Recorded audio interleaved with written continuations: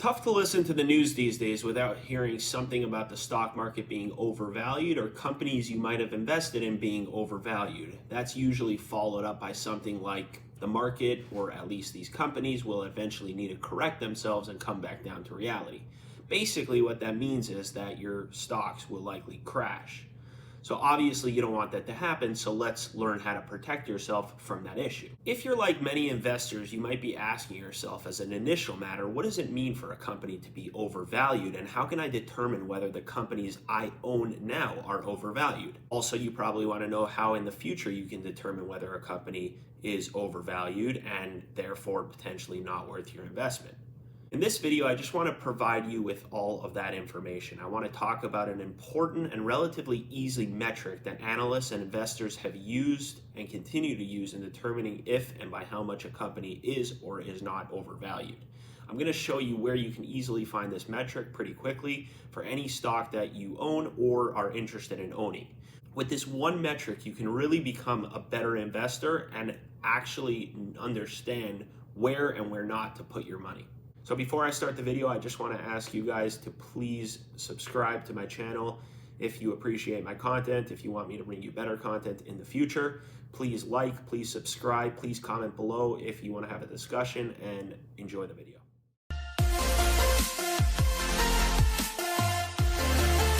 The metric we're going to explore today is the company's PE ratio, or price to earnings ratio.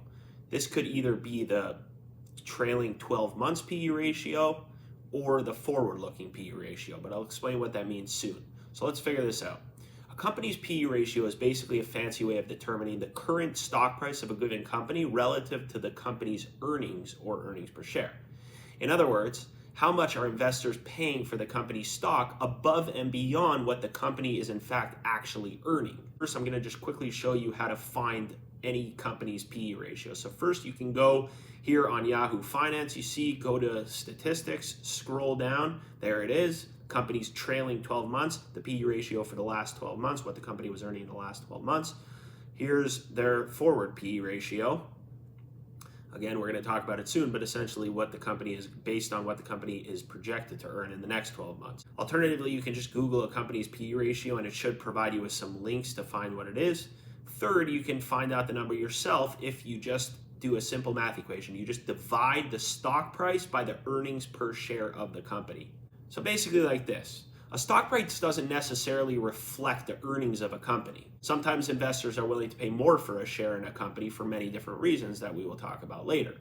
The more investors are willing to depart from the company's earnings by paying more and more for a stock, the higher the stock price, i.e. the more overvalued the company becomes, and simultaneously the higher the PE ratio. Because think about it, technically fair value for a company wouldn't be that much higher than what the company is actually earning. We'll give examples soon, but many growth stocks tend to be overvalued and have high PE ratios, specifically because a growth stock by definition is a company that for the time being is less about making a profit and more about investing in their product or service. If investors really believe in the product and service the company will create and provide, they are willing to pay a huge premium for the stock price. This leads the company to be overvalued in the short and sometimes medium term, and you'll obviously see that reflected in the PE ratio. So on the flip side, of course, if a company is undervalued for some reason, in other words, their stock price to earnings is more reflective of the reality and it's closer together, maybe people feel the company won't grow any larger than its current size. Therefore, value investors won't pay a premium for their stock price, and the PE, by extension, of these companies are lower. By the way, these companies are typically, although not always, seen as a much safer value bet for investors because the stock price is actually reflecting what the company is currently or will continue to do in the future. While there is no definitive number for how high or low a PE ratio is for a company to be considered under or overvalued, typically stocks with a PE of below 15 are considered cheap and undervalued, while stocks above 18 or 19 are generally seen as expensive. So now let's see some examples. We've all heard about Zoom video communications over the last few months since the beginning of the coronavirus. Because Zoom was one of the companies that people felt would do really well during the coronavirus, the stock was bought up pretty quickly and the price skyrocketed over the year. The problem is that the stock price doesn't adequately reflect the earnings of the company, and therefore the company is considered currently very overvalued. Let's see how that's reflected in the company's PE ratio. So here's a look. Zoom's PE ratio as of today is 247. As we discussed, this means that investors are paying a huge premium or multiple for a share in the company of Zoom because the company is not earning nearly as much in earnings per share as the stock price indicates. Again, way above 19, and so in the simplest terms, that means the company is way overvalued. So until now, we were talking about the standard PE ratio, the trailing 12 months, based on the earnings of the company in the past 12 months. So by using this metric, we are able to determine whether based on the past 12 months until today, if the company is overvalued. The problem is that with many stocks, particularly with growth stocks, as we discussed, you might want to still buy a stock that's overvalued because you truly believe that in the future, the company will produce and grow its earnings substantially, thereby justifying paying even a crazy premium for the stock price now. So in this case, we don't want to rely solely on the trailing 12 months PE ratio because even if that determines that the company is overvalued, what about in the future? Is the company technically going to be overvalued? Is it worth it? So this is where the forward PE ratio comes in. The forward PE is extremely helpful in allowing investors to look beyond the here and the now. So let's say you wanted to buy Amazon in 2012. Okay, you look at the PE ratio, the trailing 12 months at the time, probably would have been shocked because its PE ratio then was 3,633, way overvalued. Looking at Amazon's forward PE ratio, you'll see that it's not as high. That's because in 2012, basically analysts were projecting that their earnings would grow substantially. So people were still paying for that overvalued company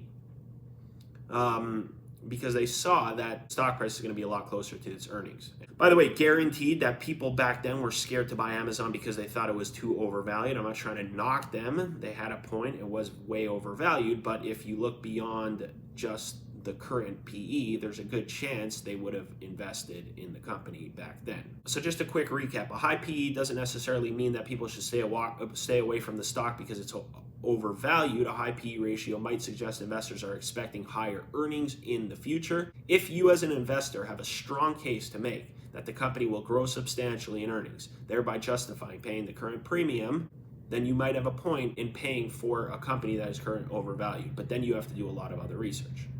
Let's look at one more example currently before us, Tesla. This is potentially and hopefully and likely, in my opinion, Amazon circa 2012. Right now, Tesla has a PE ratio for the trailing 12 months of over 1,000. In the last 5 quarters, Tesla has reported a profit, but it didn't make a huge profit.